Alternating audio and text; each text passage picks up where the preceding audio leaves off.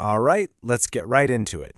Today we're going to unpack a super practical playbook designed to make you a more articulate, confident, and, well, clear speaker. And look, this isn't about learning a bunch of big, fancy words. Nope. It's all about making sure your message actually lands exactly how you want it to every single time. You know that feeling, right?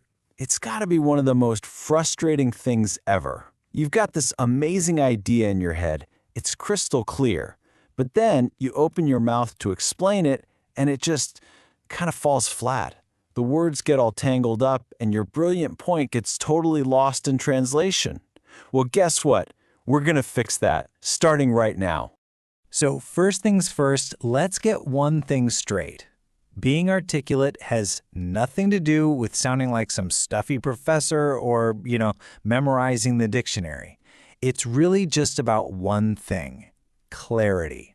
I like to think of it like you're building a bridge from the idea in your head directly to the mind of the person you're talking to. The goal is just to make sure nothing important falls off along the way. Okay, so if we're going to build that bridge, we've got to know what makes it shaky in the first place, right? What causes it to collapse? Well, it usually boils down to two main culprits that trip us up. But here's the good news. Both of them are totally 100% fixable. So what are these hurdles? First up, there's overthinking. You know that little voice in your head that's constantly judging how you sound? Yeah, that one. It makes you second guess and stumble. And then the second one is just not having the right words when you need them. It's kind of like trying to paint an epic masterpiece, but you've only got like 3 colors in your palette. Don't worry, we're about to give you a whole lot more colors.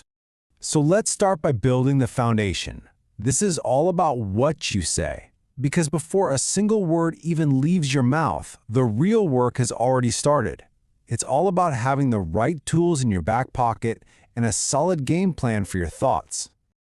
Now, when we talk about building a vocabulary toolbox, I don't mean you need to go cram a bunch of obscure words you'll never use. No way. This is about practical, useful expansion. Just reading more, books, articles, whatever, exposes you to words in their natural habitat. And here's a little cheat code for you. Learn common root words. Like once you know bio means life, then suddenly words like biology and biography just click. And the most important part? You've got to use these new words. Seriously, try to slip just one into a casual chat this week. That's how you make them stick. But, having all the right words is only half the battle. It doesn't automatically mean your message is going to be clear. Think about it. A giant pile of perfect bricks doesn't make a house, right? You need a blueprint. You need a structure.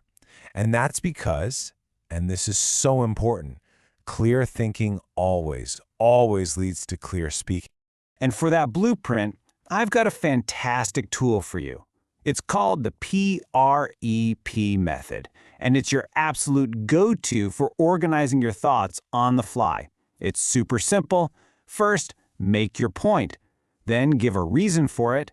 Next, provide a concrete example, and to wrap it all up, you state your point again.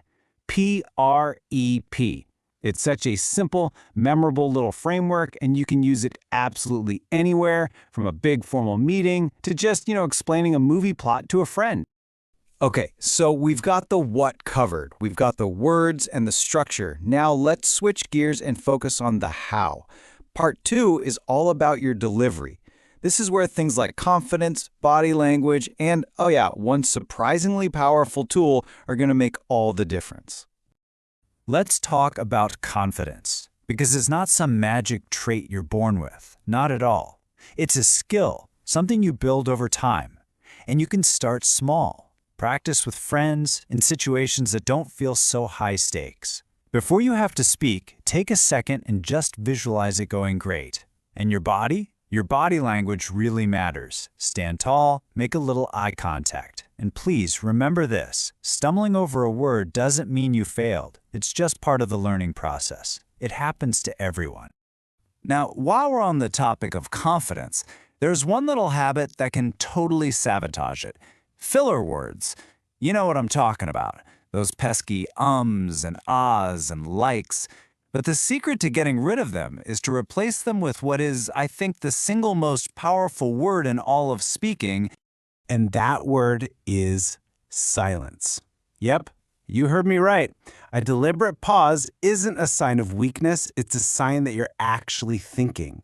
It gives you a second to gather your thoughts, it makes you sound way more confident, and get this, it actually pulls your listener in closer. So how do you do it? Well, the first step is just to become aware of your own filler words. A great way to do this is to just record yourself talking on your phone. You might be surprised. Then you can consciously practice slowing down your pace just a little and replacing that urge to say with a nice quiet beat. I'm not gonna lie, it'll feel a little weird at first, but I promise you it will totally transform the way you come across. All right, so far we've spent a lot of time focusing on you, the speaker. But communication, it's a two-way street, isn't it? So for part 3, we're going to talk all about connection. This is about shifting from a monologue to a real dialogue and truly, genuinely engaging with the people you're talking to. And let's be honest, most of us are pretty guilty of what's called passive hearing. We're not really listening, we're just waiting for our turn to talk. But active listening, that's a whole different ballgame. It means being fully present in the moment, and your main goal is to genuinely understand where the other person is coming from, not just to cook up your own comeback. So how do you actually do that? Well, you ask good questions to dig a little deeper. You paraphrase what they said back to them with things like, okay, so if I'm hearing you right, you're saying, not only does that confirm you understood, it shows you're actually paying attention. And even simple stuff, nonverbal cues like nodding and maintaining eye contact, it makes a huge difference in making someone feel heard. And all of this leads to a really crucial insight. The best speakers don't just have one style. They're like chameleons. They adapt. They tweak their language, they change up their examples, all to match the audience in front of them. You've got to ask yourself, am I talking to experts here or total beginners? What do these people actually care about? Tailoring your message doesn't mean you're changing your core beliefs.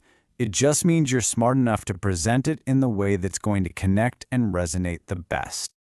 Which brings us, believe it or not, to our final section.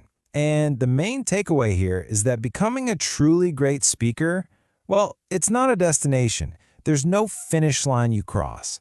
It's a journey, a continuous process of learning and improving.